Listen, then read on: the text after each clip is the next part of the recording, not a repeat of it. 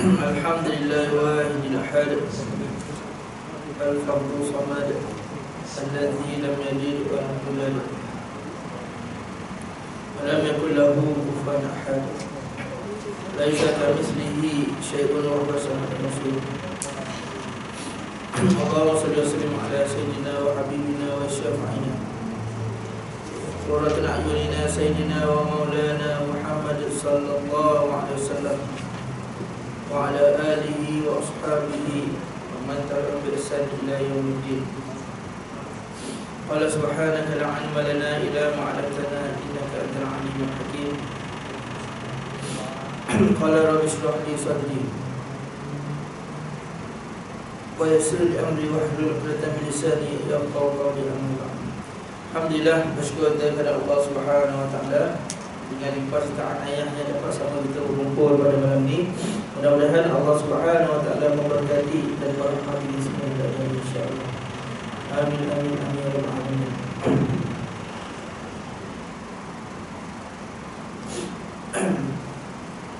Hadirin hadirat muslimin muslimat yang dirahmati Allah Subhanahu wa taala sekalian.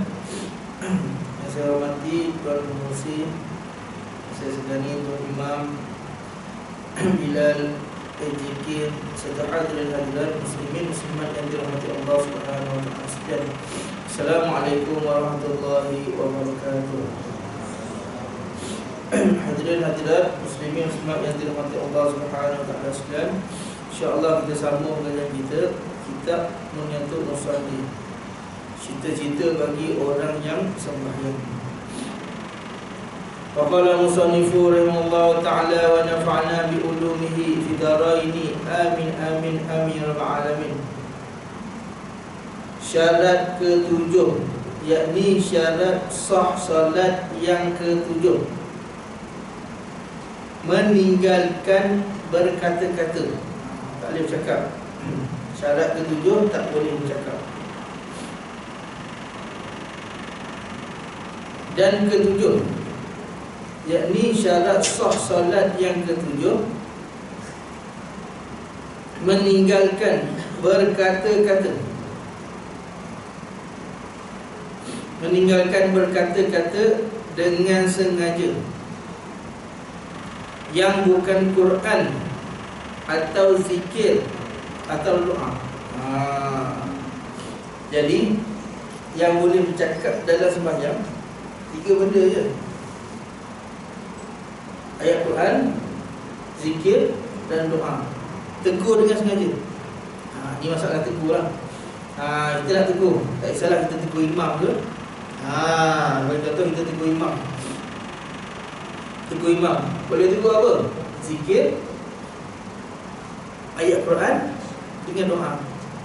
Tiba-tiba imam sedang solat subuh, Allahumma hdina fiman hadait, betul buku, kita boleh sambung.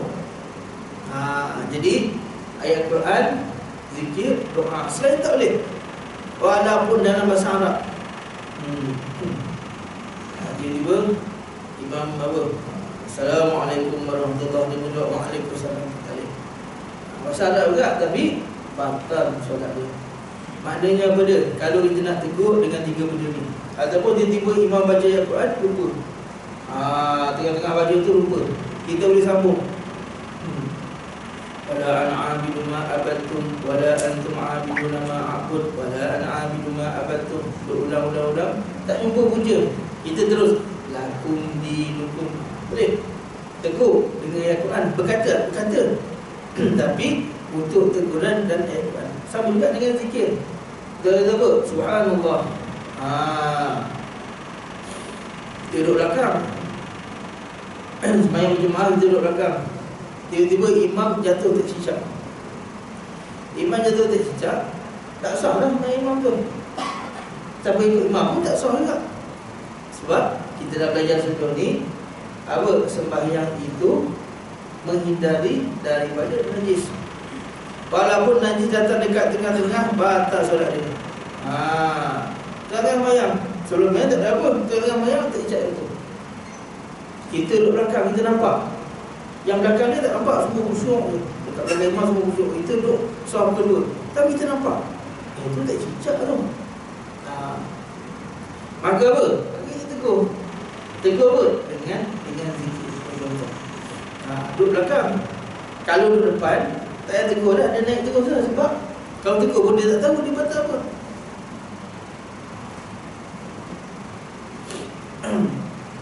Imam tengah sembahyang duduk. Allah Akbar takbir. Bacalah Al-Fatihah, lepas tu baca surah. Kok tak cicak Datuk? Orang belakang imam ni subhanallah, imam pun tak tahu dia ni masalah apa. Rupanya dia tak cicak, ataupun kain dia koyak. Kok tak apa-apa saja yang boleh membatalkan solat. Jadi macam mana yang belakang imam tu? Yang belakang imam tu naik terus. Kalau tegur pun dia tak tahu. Melainkanlah kalau apa, berkenaan dengan apa, dengan sujud, dengan rukuk dan perbuatan tu nampak dengan jelas. Terlebih rakaat ke dan sebagainya bernampak dengan jelas. Tapi dia ni tak tahu. Daripada belakang tengok kain koyak ataupun kena tercicak, contoh perkara yang boleh membatalkan sembahyang. Jadi macam mana? Yang belakang imam tu terus naik dia. Yang imam pun kena faham kalau ada orang tiba sebelah dia tu, dia memang dah kena keluar dah. Yang tu dalam sembahyang. Kalau bukan dalam sembahyang, tegur terus lah. Tiba-tiba kawan kita sembahyang, kita duduk sebelah tu. Tunggu waktu dia sembahyang sunat. Ikutlah sembahyang sunat ke sembahyang fardu ke. Tengok batal tu, cakap je, tak sah sembahyang tu, kena sembahyang lain. Sebab apa? Sebab bukan dalam sembahyang perlu cakap tu. Sebagai contoh. Cumanya dekat sini nak beritahu apa? Nak bagi tahu yang boleh tegur ialah 3 benda je. Benda boleh bercakap dalam solat: zikir, ayat Quran dengan doa.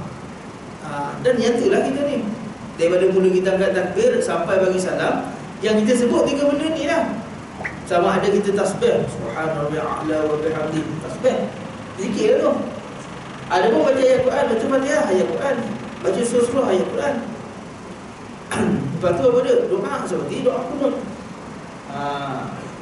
So dia tu, kita doa dia Rabbil firli warhamni, doa juga tu. Warhamni. Jadi sembahyang apa dia? 3 tu dia. Lebih daripada tu, walaupun perkataan bahasa Arab, batal tu. Ingat lebih benda-benda. Dalam solat tak boleh bercakap melainkan 3 benda tu saja. Dan 3 benda tu lah kita buat dalam solat: doa, zikir, baca Al-Quran.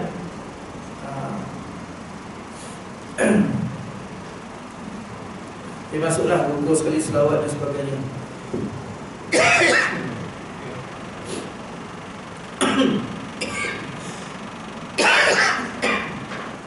Kemudian bertutur dengan 2 huruf. Ni dia bagi border. Border macam mana apa dia? Macam mana yang dikatakan batal dengan bercakap ni? Yakni bertutur dengan 2 huruf, maka batal sembahyang dengan berkata-kata 2 huruf, sama ada memberi faham atau tiada, yakni tiada memberi faham. 2 huruf tak boleh batal. Atau 1 huruf memberi faham, seperti qi atau in. kerana makna itu daripada wiqayah, dan itu daripada wi'ayah. Jadi macam mana? Okey, kita ingat dok. Sebelum ni kalau kita buat tak apalah sebelum ni. Ni kita start dah tahu. Jadi kalau kita tahu, kalau kita buat batal. Boleh ingat lagi, saya belajar di Mesir dulu. Ada seorang tu, dia warna kuku. Lepas tu jumpa mufti Mesir. Dia kata dia baru tahu bahawasanya yang warna kuku dia pakai tu air tak masak. Dia ingat warna tu macam inai apa semua, tak masalah. Pakai inai tu kalau ambil banyak pun tak masalah. Tapi dia pakai pewarna tu tak masak. Berapa lama? 20 tahun. Bukan 2-3 hari, 20 tahun. Jadi oleh kerana dia sanksi, dia gundah gulana, tak tahulah hidup dia tak tetap. Aku nak kena kotor semayang ke tak? 20 tahun. Semayang tapi dia luar dia berubah. Lepas tu pergi lah jumpa mufti, jumpa syekh. Dia cerita lah masalah dia. Dia warna kuku dah lama pakai kan. Dia belum muda ni, 20 tahun pakai. Lepas tu maka keluarlah fatwa. Apa dia? Tak payah kotor terus dia semayang. Daripada hukum apa dia? Tak sah. Tu fatwa. Contoh. Sebab apa? Sebab tak tahu. Macam ni jugalah. Baru tahu bahawasanya tak boleh cakap ataupun tak boleh buat keluar suara. Cakap lebih lagi, keluar suara lebih daripada 2 huruf. Sama ada beri makna ataupun tak beri makna. Tapi kalau bahasa Arab, 1 huruf pun ada makna. Bagi contoh apa dia? Berapa huruf? H-E-M-M. Lebih daripada 2 huruf, batal solat. Lepas tu macam mana kalau tak nak bagi bunyi? Telan. Yang tu dengan sengaja. Kalau macam batuk, kalau macam nangis, yang tu tak sengaja. Memang batuk. Tengah macam bagi imam yang suruh sedap sikit.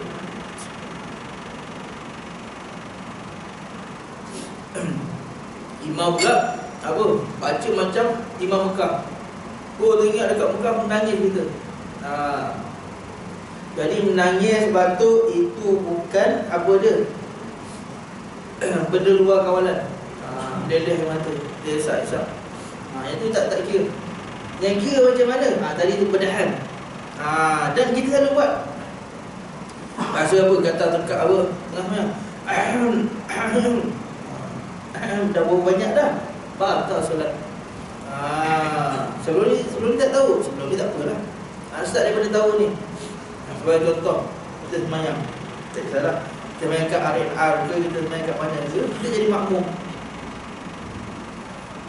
Imam tu mungkinlah tak tahu. Ataupun kadang-kadang imam tu imam tu sebagai contoh, kalau kita kata subhanallah pun dia tak tahu apa maksud dia.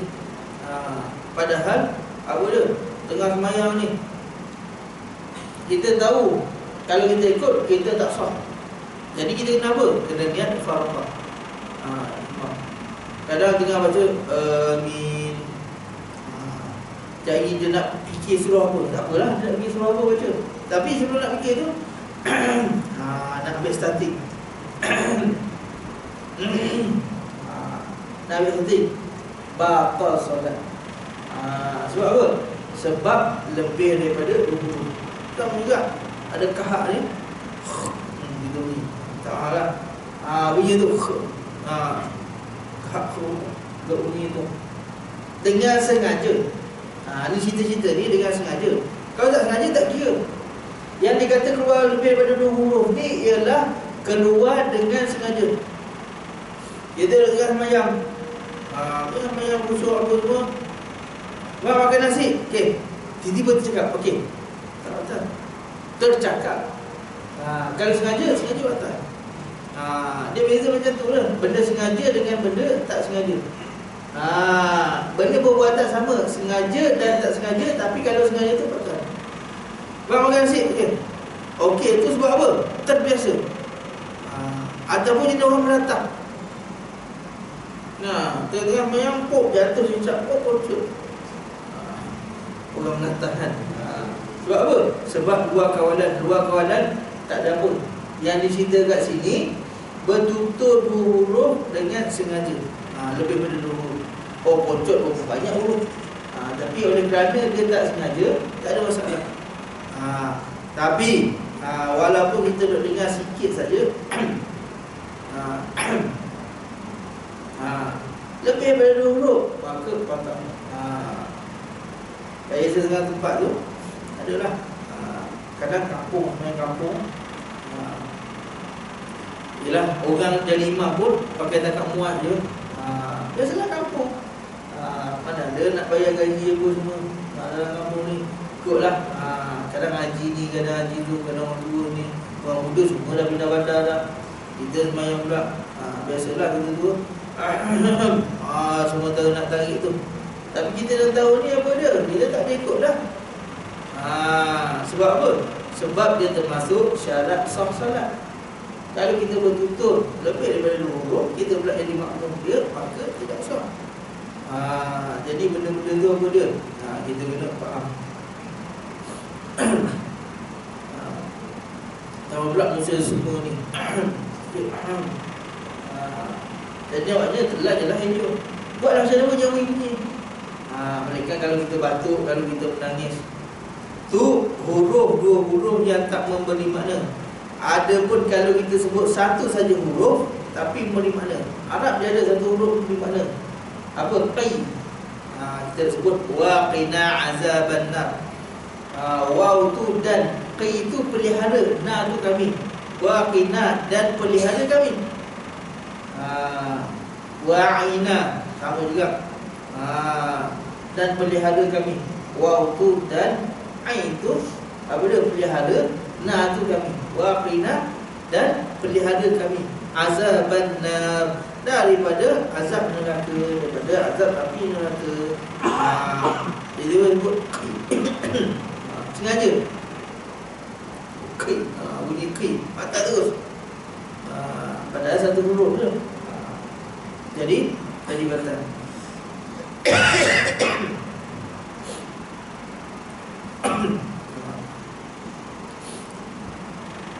Jadi kalau orang tak tahu, orang ni kita beritahu lah. Sebab apa? Sebab benda ni penting, termasuk daripada kesempurnaan solat dan termasuk daripada syarat sah solat. Kemudian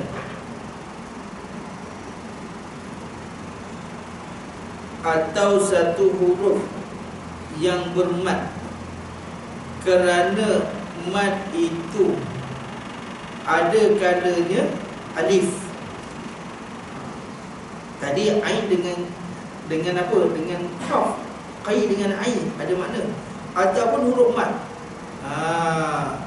Apa? Alif ya lah. Adapun alif ataupun waw ataupun ya, maka jadi dua huruf. Sebab huruf mad dua harakat.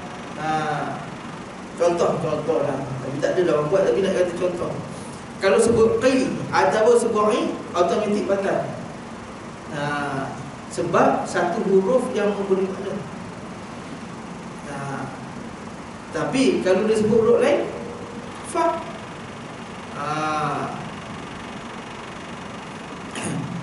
Dan termasuk juga dengan huruf mad, alif, waw, ya. Kerana huruf mad tu apa dia? Dua harakat, jadi kira dua huruf juga.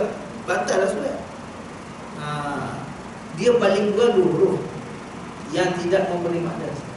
Adapun huruf yang memberi makna satu. Tapi kalau sebut huruf mad, huruf alif ataupun huruf waw ataupun huruf ya, apa dia? Kira dua huruf tak batal. Banyak tak tahulah saja alif batal terus. Waw sebut huruf mad. Contoh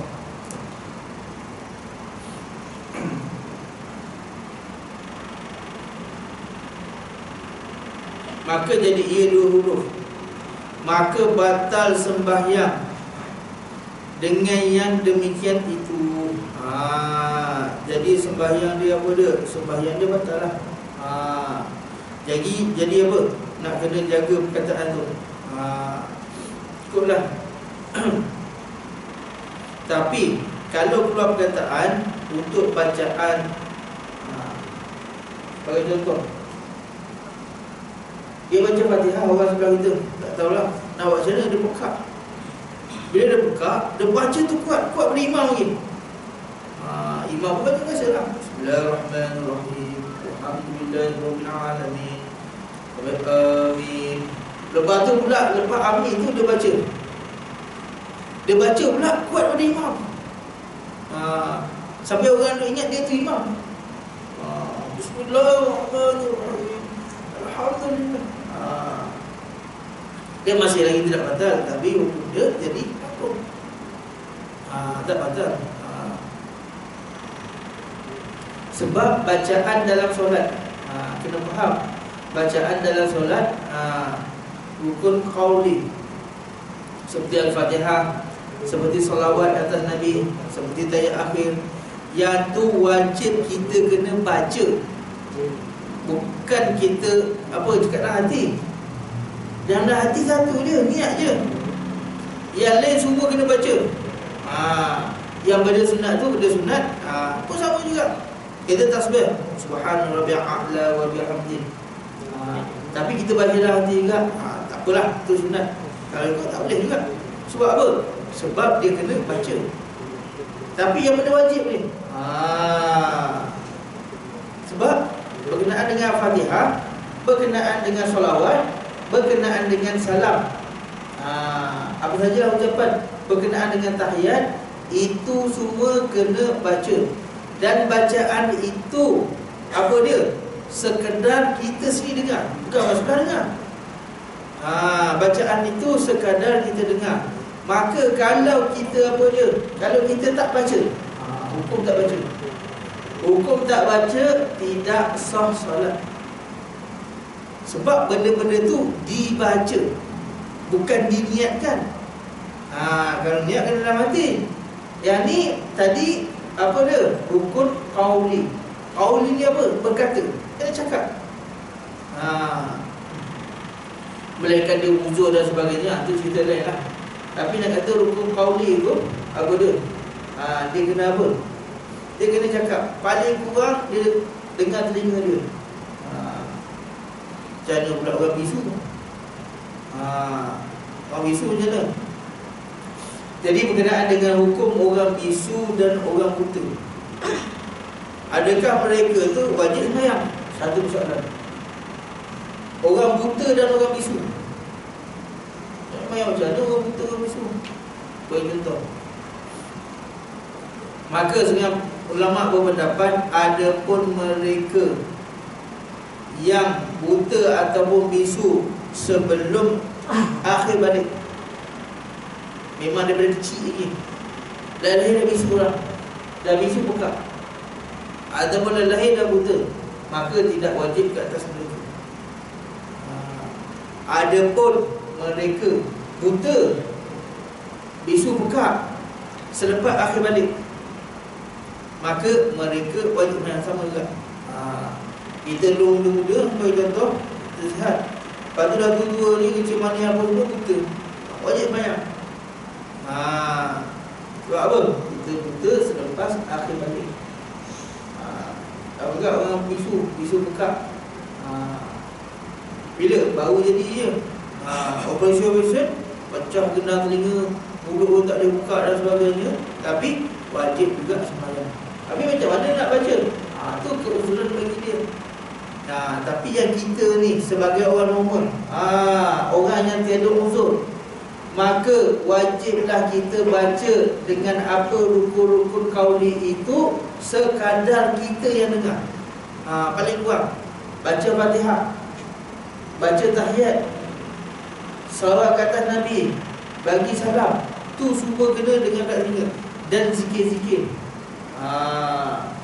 zikirlah subhanallah a'la wa bihamdi, subhanallah azimi wa bihamdi, Rabbil fili warhamni. Jadi yang tu semua benda dibaca, bukan diniat. Diniat ada satu saja. Tak, sebelum ni saya tak baca. Saya sebelum ni apa dia? Sebelum ni saya baca dalam hati, Allahu Akbar. Diam. Imam rukuk, saya pun rukuk. Tapi saya baca dalam hati, tak sah. Tapi dah lepas, lepas cerita lain lah. Ni, start hari ni, dah tahu dah. Bukan baca dalam hati. Dah hati orang tak boleh baca. Apa pergi niat. Jadi baca dengan mulut. Paling kurang pun penjara. Bismillahirrahmanirrahim. Alhamdulillah. Dengarkan telinga kita.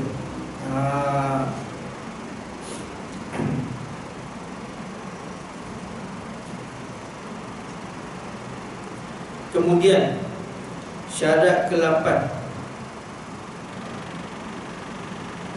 meninggalkan melebihi rukun fi'li.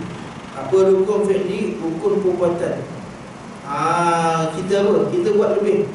Sepatut sujud sekali. Sujud apa? Sujud. Lepas tu bangun duduk atas sujud kan? Sujud tu sekali. Dia angkat kepala tak balik, angkat kepala tak balik. Waktu sekali sujud tu sepatut sekali je. Duduk antara dulu sujud, lepas tu sujud balik. Tapi dia sujud tu macam tak selesa, dia tukar balik sini, dia tukar balik sini. Jadi kita tengok. Itu contoh. Dan ke-8, meninggalkan, yakni melebihkan rukun fi'li. Perbuatan sembahyang tu melebihkan. Iktidah 2 kali ke, sujud 2 kali ke, dengan sengajanya. Maka jika ia sujud 3 kali atau rukuk 2 kali, seperti ia sujud di atas umpama sesuatu yang tajam,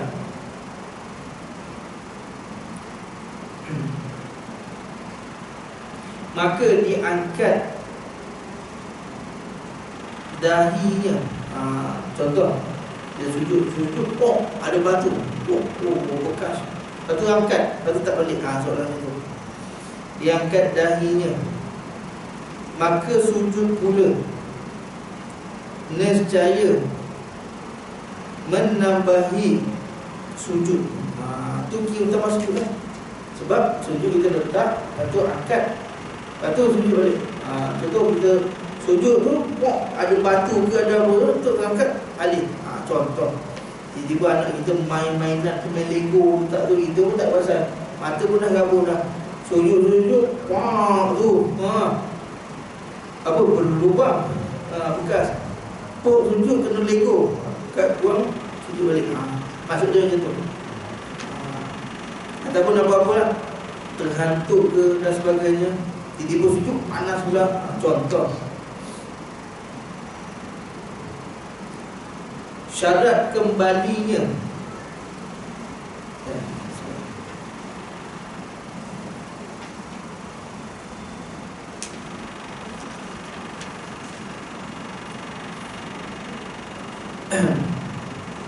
jikalau sedikit diangkatkan kepala sekalipun, maka ditambahkan menambahi rukun fi'li, maka batal sembahyang dengan dia. Yakni apa dia yang menambahkan tadi, itu dengan sengaja. Dengan sengaja, tak sengaja, itu dah cerita. Kita duduk sembahyang, cucu balik rumah. Bila cucu balik rumah, main Lego lah, main-mainan lah, benda kecil-kecil, jarum lah, apalah. Kita sembahyang, apa jadah lah, okey dah. Jadah tu ada benda, tiba-tiba sujud. Allah Akbar, tidak tu sujud pula pakai turun. Tiba-tiba ya Allah, berlubang pada angkat. Bila sujud, angkat walaupun sikit-sikit je. Sujud, lepas tu angkat sikit je, dikira menambahi. Tapi kena tengok menambahi. Kalau dengan sengaja, tak ada apa pun, tak ada mutolak kat dia pun, dia nak tambah, maka tak sah. Tetapi kalau ada mutolak macam benda tajam, tiba-tiba letak pisau cukur, Tak pasal pisang cukur. Pisang cukur warna sama dengan kapet. Kapet warna biru, pisang cukur warna biru. Rock. Bergaris ni. Angkat. Tak cuma. Maka kalau tak sengaja, tidak dikira. Tapi kalau sengaja, tiba-tiba masjid gapak apa, pasang kapet baru, kita nak rasa kapet tu. Contoh tu sujud, tahu sedap je, agak kepala nak boleh terbelang ni. Itu sengaja. Jadi kalau sengaja batal. Itu dia buat contoh sujud. Ataupun apa saja rukuk. Tiba-tiba rukuk kan, rukuk kecam kaki, naik balik, rukuk sekali. Kalau ikut menambah, tapi sebab ada mudarat. Tiba-tiba tak tahu lah, tengah sujud tu climb, macam jetak balik tu, sujud turun, naik, turun balik. Bagi contoh, itu menambah rukun fi'li, menambah rukun fi'li. Maka apabila menambah dengan sengaja, maka batal. Kalau tak sengaja tak batal. Sama jugalah kita apa? Kita melangkah. Jadi kalau kita sembahyang, tengah-tengah sembahyang ganti imam, melangkah ialah bukan perbuatan dalam sembahyang. Bukan perbuatan dalam sembahyang. Melangkah, pukul, bukan perbuatan dalam sembahyang. Tengah sembahyang nyamuk pukul, bukan perbuatan dalam sembahyang. Dia perbuatan tambahan. Perbuatan tambahan tidak boleh melebihi 3 kali yang besar. Itu perbuatan tambahan. Tapi kalau benda yang kecil, contoh kita garu, letak tangan garu, banyak kali tak apa, 10 kali tak apa. Tapi kalau kita garu semua ni 3 kali, apa? Sama juga kita melangkah. Tak kisahlah kita nak masuk saf depan ke, kita nak ganti imam ke, apa saja yang menyebabkan perbuatan yang bukan dalam sembahyang. Sebab melangkah bukan perbuatan dalam sembahyang. Tapi kalau kita lebih daripada 3 kali, maka hukumnya batal. Lebih daripada 3 kali yang besar. Melangkah besar. Sebab apa? Hukum badan kita juga sekali berhenti, ataupun paling kuat pun langkah 2 kali berhenti, atau sambung balik. Kerana melakukan perbuatan yang bukan dalam solat, untuk mazhab kita, mazhab Syafi'i, lebih daripada 3 kali, maka batal. Apa sajalah, pukul, angkat barang, set tak ada sini, angkat, bunyi, pusing, contoh.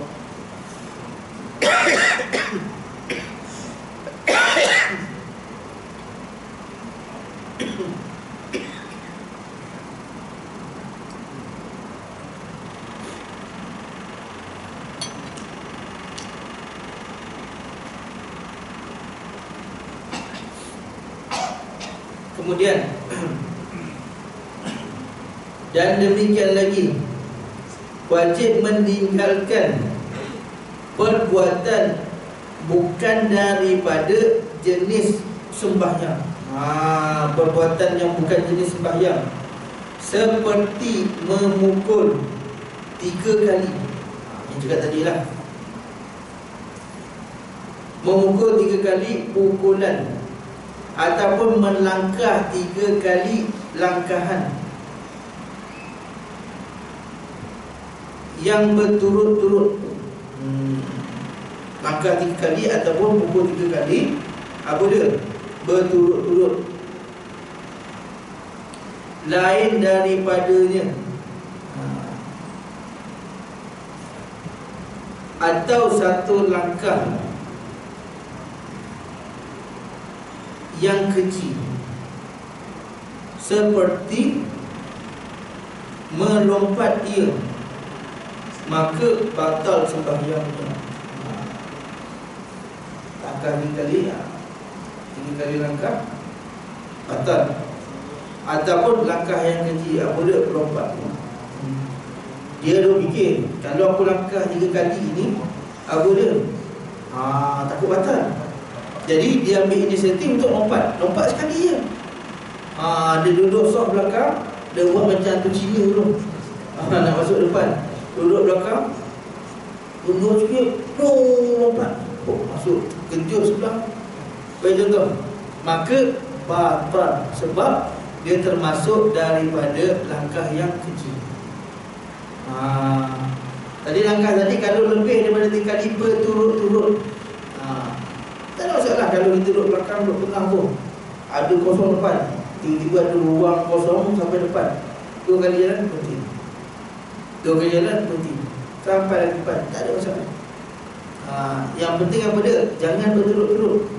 Tapi walaupun dekat, kita melompat satu langkahan je, lompat. Tapi dipanggil langkah tu ialah langkah yang keji. Jadi daripada hikmah-hikmah kita apa dia? Daripada menambah ataupun perbuatan-perbuatan yang bukan daripada dalam sembahyang, kita melakukan ialah apa dia? Adab kita dengan Allah Subhanahu Wa Taala. Sebab waktu tu lah jadi macam. Waktu tu lah kita apa? Nak buang kahak. Waktu tu lah kita nak batuk. Waktu tu macam ni tak ada apa. Tapi bila waktu banyak kita tengok pakat batuk dan sebagainya. Sebab apa? Sebab memang syaitan ganggu. Syaitan ganggu. Tak nak apa? Tak nak bagi sempurna kita punya apa dia? Kita punya sembahyang. Sama juga daripada akal fikiran kita, daripada perbuatan kita dan sebagainya.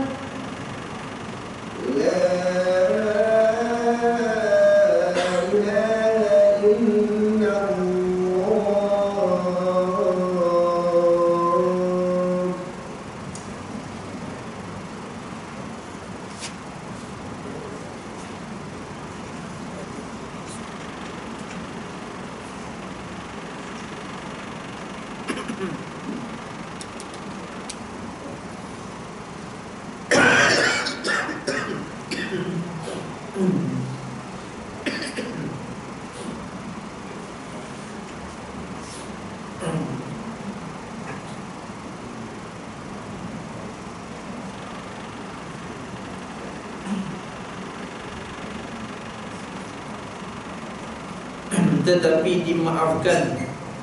Perbuatan yang sedikit